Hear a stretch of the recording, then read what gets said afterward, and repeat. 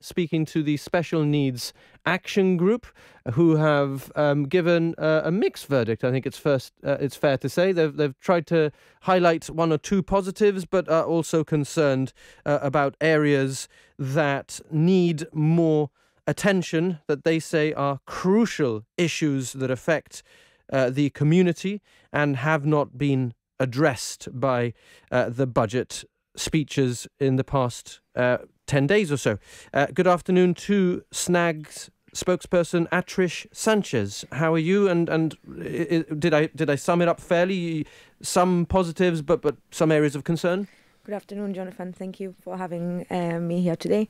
And yes, I think that's a fair analysis. There are positive things in the budget in relation to special needs and disability, but there are evidently areas of concern that are affecting this part of the community, and we feel that they either haven't been mentioned, or they haven't been addressed, or they haven't been given the significance that we feel that they should have been given.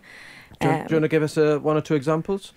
I think we'll start with the positives. Obviously, we welcome the increase in the Disability Allowance, and this will obviously help a lot of people that are in need of the support. That's gone up by the rate of inflation, no? Yeah, and obviously we stress that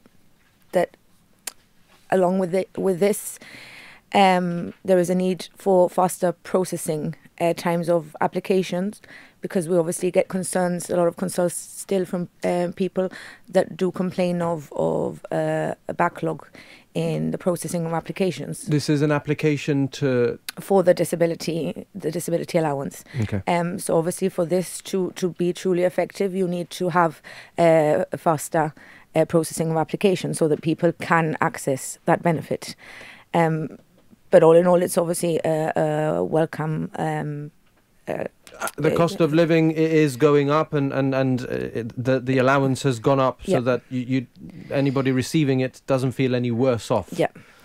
And is it enough generally? Is it do you know what the sum is? Yeah, right now it's in the region of 390 something, I believe it is, and it is per month. Per month, it's a bit more for adults, and obviously it is. It helps you with the costs that you need. Obviously, if you consider that there's shortages in therapists and people have to then go and pay privately for therapy because they're not receiving it, then obviously that doesn't cover all of that. You consider the delays in assessments and diagnosis, and people have to go and pay for those privately, then obviously that doesn't cover that. So there's a lot of things that the state should be covering, and presently there is not sufficient resources for that, and the disability allowance is not there for that. So those things shouldn't be covering that. So there has to be, the disability allowance is there for one thing and not for other things. So you need to know what the disability allowance is there for. Atrish, we were talking about the disability allowance.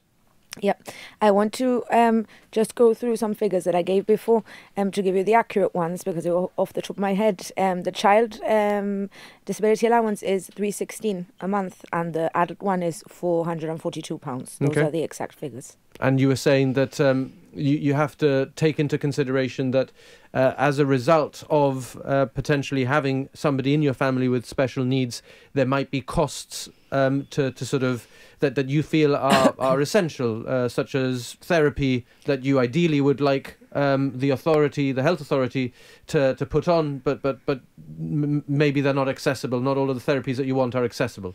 Well, of course, if there's a shortage of speech therapists, for example, and that's been confirmed by the GHA and by the government, and children don't have access to speech therapy, then parents are going to try and secure that speech therapy somewhere else, and they're going to have to pay for it privately. So some parents that don't have that financial stability, or they don't have those resources, might use the disability allowance to pay for that. That's not the point of the disability allowance, but the disability allowance might entirely go on that. So many people will find it a welcome increase that it's gone up. So so it's gone up 7%. Yeah. No? Okay, so what else do you want to highlight? So that's a positive overall, but there are some areas that you felt were lacking in the budget.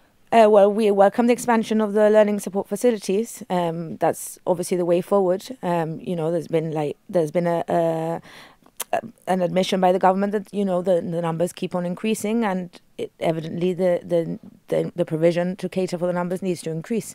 And they have said that they're going to expand the LSF provision across lower primary and secondary education. But we would have welcomed a bit more clarity as to how they have budgeted for the increase in the provision, especially.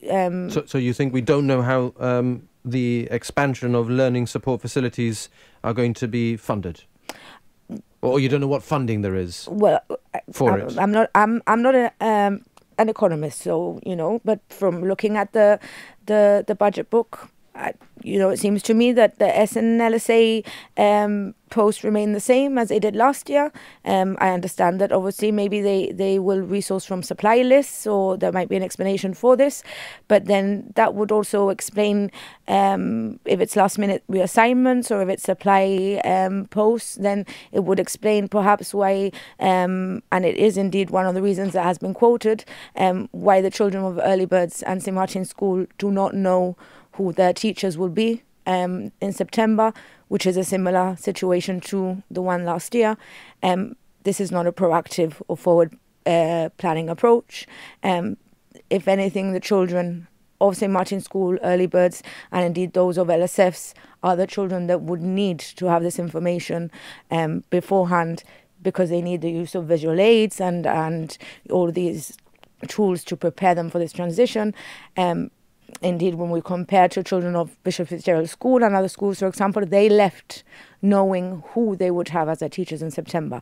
The children of St. Martin's School have left, and they do not know yet who their teachers will be. And what we've heard you say before is that unpredictability is even harder. It's very hard. You can't prepare. For children with they special need needs, routine, they need forward planning, they need the use of visual aids, they need time to prepare themselves.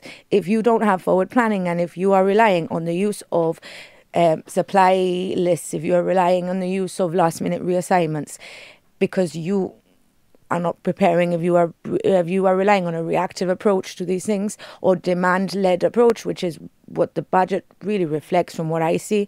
Because when you have a budget book that budgets £1,000 for special needs, the maintenance of special needs equipment in school, that's a very unrealistic budget.